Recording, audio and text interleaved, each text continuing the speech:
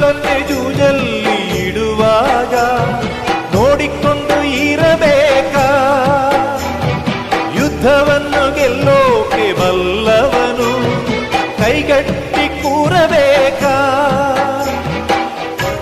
ನಾರಿಯೇ ಕಾಂಚನ ಕೌರವರ ಮೋಜಿಗೆ, ಧರ್ಮವೇ ಲಾಂಛನ ಪಾಂಡವರ ಜೂಜಿಗೆ. ಯಾರಿಗೆ ಬೇಕು ಈ ಲೋಕ? ಯಾರಿಗೆ ಬೇಕು ಈ ಲೋಕ? ಮೋಸಕ್ಕೆ ಕೈ ಮುಗಿಬೇಕಾ? ಚಿಂತೆಯು ಇದ್ದರೂ ನಗಬೇಕಾ? ಪ್ರೀತಿಯೇ ಹೋದ